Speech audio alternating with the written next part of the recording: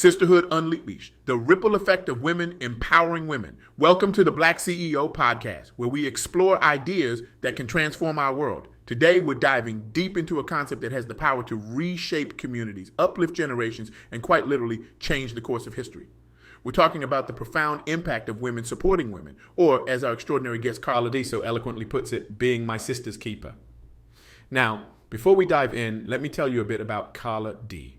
This woman is a force of nature, a visionary leader who's not just talking about change, but actively creating it.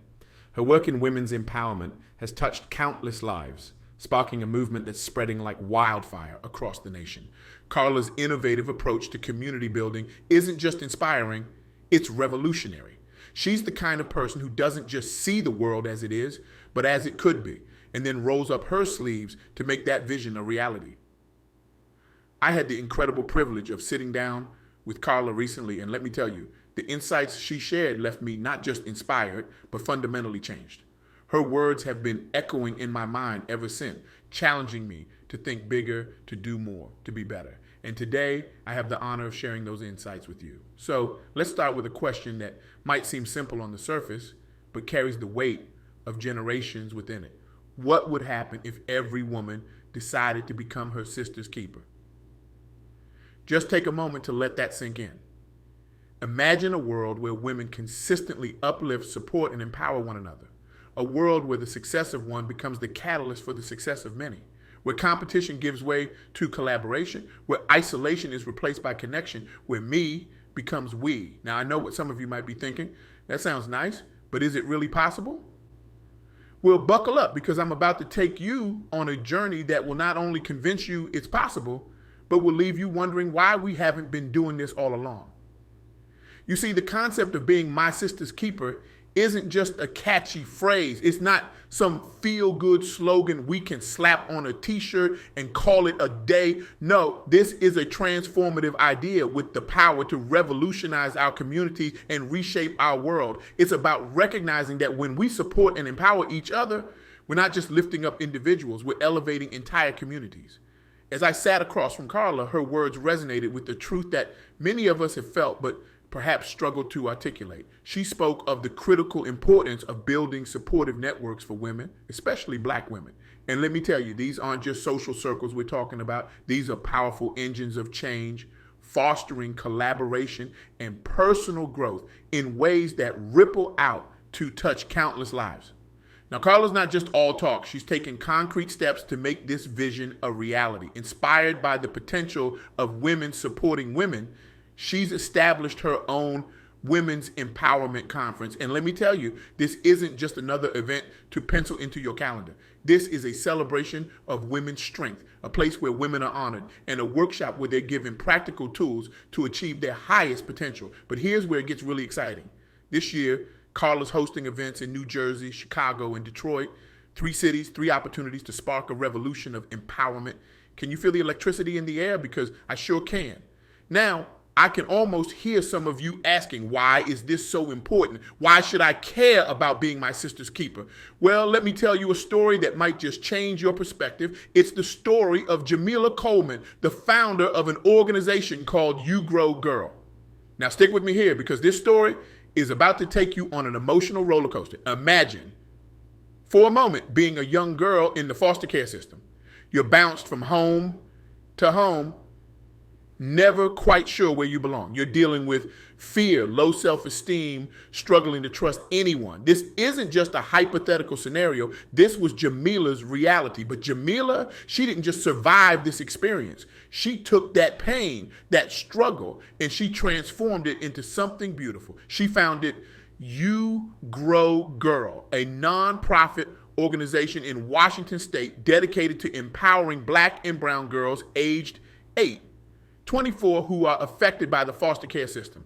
Now, I want you to picture this, a safe space where these girls can express themselves, seek support, and find empowerment, a place where they're not just seen as statistics or problems to be solved, but as future leaders with unlimited potential. That's what You Grow Girl provides.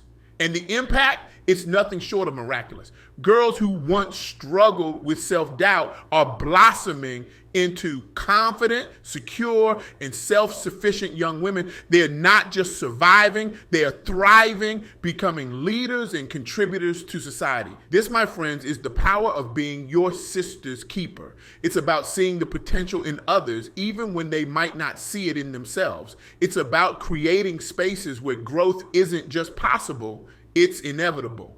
But let's zoom out for a moment, because the impact of this approach extends far beyond individual organizations. Let me introduce you to another initiative that's poised to change the game: the My Sister's Keeper initiative. Now picture this: a national effort to support the healthy development of women and girls of color, an initiative that recognizes something crucial, that existing efforts often overlook the specific needs and challenges faced by women and girls of color. This isn't just about addressing surface level issues. Oh no, this goes much deeper.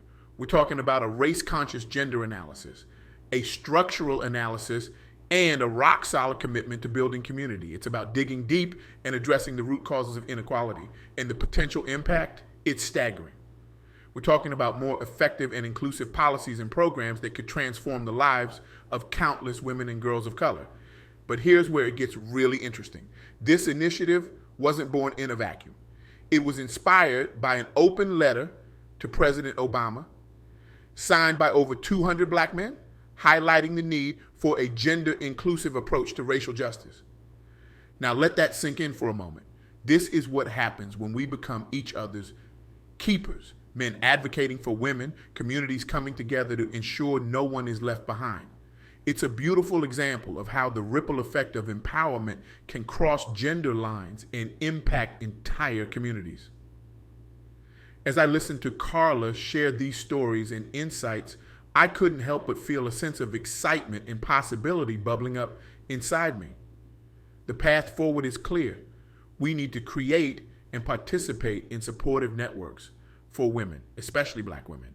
We need to recognize the value of mentorship programs and professional organizations that provide women with opportunities to share experiences and uplift one another. But here's the kicker. This isn't just about women helping women. The impact of empowered women ripples out to touch entire communities. When women thrive, families thrive. When families thrive, communities flourish. It's a beautiful cycle of positive change that starts with a simple decision, the decision to be your sister's keeper. Now, I can see some of you nodding along, feeling inspired, but I also know there might be a voice in the back of your head saying, that sounds great, but what can I really do? I'm just one person. Well, let me tell you something. That's exactly where the magic happens. It's in the everyday decisions we make to support, encourage, and uplift the women around us. It's the mentor who takes time out of her busy schedule to guide a young professional. It's the friend who offers a listening ear and a word of encouragement when the path seems tough. It's the colleague who amplifies her coworker's voice in a meeting. These might seem like small acts, but don't be fooled. These small acts of sisterhood, repeated day after day, have the power to transform lives and reshape communities. It's like throwing a pebble into a pond. The ripples might start small, but they spread far and wide, touching everything in their path. Now, I'm not going to sugarcoat it. This isn't always easy. Being your sister's keeper requires vulnerability. It requires us to keep open about our own struggles and successes. It requires us to extend a hand even when we're not sure if it will be grasped. It requires us to believe in the potential of others, even when they might not believe in themselves. But here's the beautiful thing. It's not a zero-sum game. When we lift others, we rise too. When we create spaces for others to shine, we all glow brighter. This is the essence of true empowerment. Recognizing that our individual success is inextricably linked to the success of our sisters. As we navigate the complexities of our modern world, the need for this kind of supportive network has never been greater. We face unprecedented challenges, from economic uncertainty to social upheaval. But within these challenges lie opportunities. Opportunities to come together, to support each other, to create change from the ground up. Carla's work reminds us that we don't have to wait for someone else to create these supportive networks. We can start right where we are, Whether it's organizing a small group of women for regular meetups, mentoring a young professional in your field, or simply reaching out to a friend who might be struggling, every act of sisterhood counts. Now, I know what some of you might be thinking. That sounds great, but I'm already stretched thin. I barely have time for myself, let alone to support others. And I get it. I really do. We're all juggling a million things, trying to keep all the plates spinning. But here's the thing. Being your sister's keeper isn't about adding another task to your to-do list. It's about shifting your perspective, about recognizing the power you have to make a difference in someone's life, often with the smallest of gestures. Let me share a personal anecdote that really drives this home. A few years ago, I was at a professional conference feeling completely out of my depth. I was surrounded by successful, confident women, and I felt like an imposter. As I stood in the corner, trying to make myself invisible, a woman approached me. She introduced herself and asked about my work. As I stumbled through an explanation, feeling more inadequate by the second, she listened intently. And then she said something that changed everything. "Your work sounds fascinating. I'd love to hear more about it over coffee."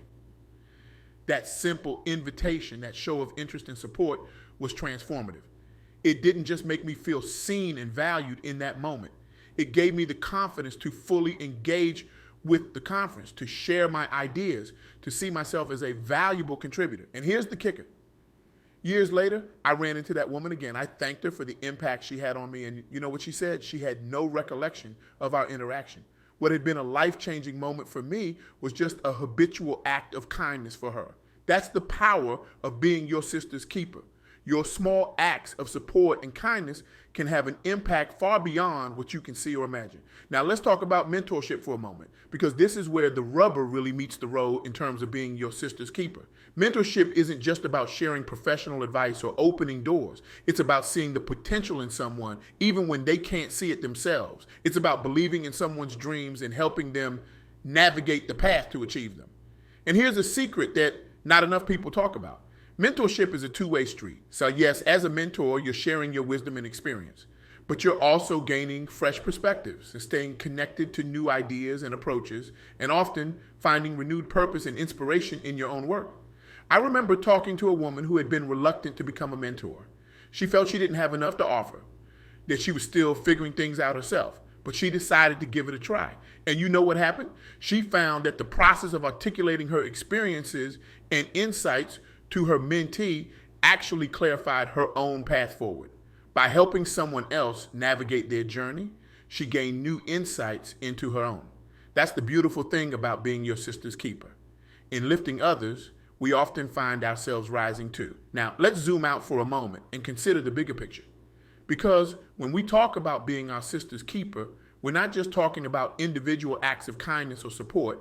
We're talking about creating a cultural shift, about reimagining what success looks like. For too long, we've been fed a narrative that success is a zero-sum game.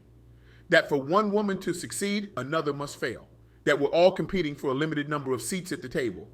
But what if we change that narrative? What if, instead of fighting for seats at the table, we built a bigger table? This is where the real power of being your sister's keeper comes into play. It's about creating a culture of abundance rather than scarcity. It's about recognizing that when one of us succeeds, we all benefit.